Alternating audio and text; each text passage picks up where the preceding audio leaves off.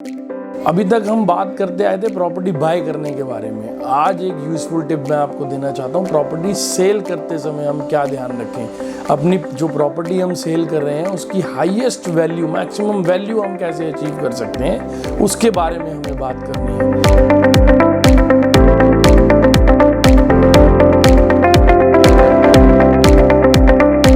नमस्कार दोस्तों, आज एक और नई चीज़ लेकर आपके बीच में आए हैं हम। अभी तक हम बात करते आए थे प्रॉपर्टी बाय करने के बारे में। आज एक यूजफुल टिप मैं आपको देना चाहता हूँ। प्रॉपर्टी सेल करते समय हम क्या ध्यान रखें, अपनी जो प्रॉपर्टी हम सेल कर रहे हैं उसकी हाईएस्ट वैल्यू, मैक्सिमम वैल्यू हम कैसे अचीव कर सकते हैं, उसके बारे में हमें बात करनी है। तो जब भी कोई प्रॉपर्टी हमें सेल करनी है, हमें ध्यान रखना है कुछ चीज़ों का। वो सारे ही टिप्स मैं आपको देने वाला हूँ। पहली चीज़, जो भी प्रॉपर्टी हम सेल करना चाहते हैं वो एक प्रॉपर्टी है, एक एसेट है, एक यूज़फुल चीज़ थी आपके लिए अभी तक और जाएगी अब आगे किसी के पास प्रॉफिट कराने के लिए विद गुड ब्लेसिंग्स। तो अच्छी चीज़ अच्छे हाथों में जाए। नंबर 1 उसके लिए क्या करना है, हम जो भी प्रॉपर्टी सेल कर रहे हैं उसको हम डे टू डे रिपेयर्स को इग्नोर ना करें। फ्लोरिंग पे क्रैक्स हैं, वॉल पे कोई पैच आ गया, कोई हल्का फुल्का वाइट वॉश मांग रहा है, क्लीनिंग मांग रहा है, कोई ग्रीनरी मेंटेन करी हुई है हमने, उसको अच्छे से मेंटेन करें। डे टू डे रिपेयर्स को हम कंटिन्यू करें ताकि जब भी हम इसको सेल करने का विचार बनाएं तो जो भी विज़िट करने आए उसको एक अच्छा मेंटेन्ड प्रॉपर्टी दिखे, ना कि कोई इग्नोर्ड प्रॉपर्टी दिखे कि जिसकी कोई केयर नहीं करता। मान लो आप कोई रेजिडेंशियल प्रॉपर्टी सेल कर रहे हैं तो आपकी किचन, आपके वॉशरूम्स एकदम क्लीन होने चाहिए। Neat and clean kitchen, neat and clean washroom, क्योंकि जब भी कोई घर परचेज करने आएगा तो वो देखने ज़रूर आएगा, और जब कोई देखेगा तो always remember, first impression is the last impression.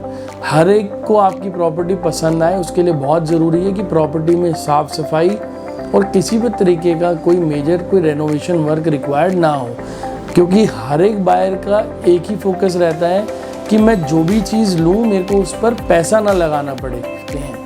तो इन चीज़ों का ध्यान भी रखना बहुत ज़रूरी है। इतना ही नहीं, अगर आपको अपनी प्रॉपर्टी की अच्छी वैल्यू चाहिए तो उसको कभी भी आपने मार्केट में एक से ज़्यादा जगह पे नहीं लिखवाना है। यानी कि आपको ऑथोराइज सिर्फ एक ही प्रॉपर्टी एक्सपर्ट को करना है कि यही मेरे ऑथोराइज्ड पर्सनल हैं मेरी प्रॉपर्टी सेल करने के लिए, और उन्हीं से सारी बात करनी है। कोई आपको अगर फेक वैल्यू बोले कि मैं आपकी प्रॉपर्टी इतने की बिकवा दूंगा, उतने की बिकवा दूंगा, उन बातों में नहीं आना। जिसको आपने ऑथोराइज करा है उसके साथ एक्सपेक्टेशन सेटिंग करिए कि मेरे को इस वैल्यू पे अपनी प्रॉपर्टी सेल करनी है और वो मार्केट वैल्यू होनी चाहिए। तो अपने ऑथोराइज पर्सनल से ही आपने बात करनी है। और अगर आपने प्रॉपर्टी को लिस्ट डाउन कर दिया वेरियस काउंटर्स पर या वेरियस प्लेटफॉर्म पर, तो वो प्रॉपर्टी एक यूनिक सेलिंग वाली बात नहीं रह जाती है, और उसमें क्या होता है कि उसकी वैल्यू को लोग बातों ही बातों में डिग्रेड कर देते हैं। कोई कहेगा मैं इतने की करा दूंगा, मैं इतने की करा दूंगा, तो करते करते करते करते जो एक मार्केट प्राइस सेट होना चाहिए वो अपने आप से स्टेबल सिचुएशन से दूर हो जाता है। तो ऑलवेज रिमेंबर, एक ट्रस्टेड, एक लॉयल, अपना ऑथोराइज्ड प्रॉपर्टी एक्सपर्ट आपके पास होना ज़रूरी है, चाहे आप प्रॉपर्टी बाय कर रहे हैं या सेल कर रहे हैं। तो मैंने आपको मेजर टिप्स आज दिए प्रॉपर्टी सेल करने के बारे में।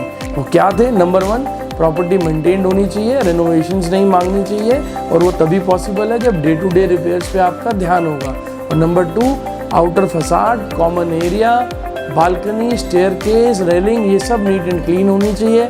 अगर रेजिडेंशियल प्रॉपर्टी है, वॉशरूम, किचन बहुत ही क्लीन होने चाहिए।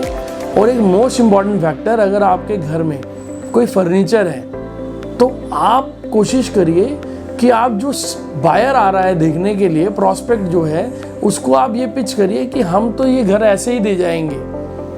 आपको अपने इमोशनल कनेक्ट को थोड़ा सा कंट्रोल में रखना है।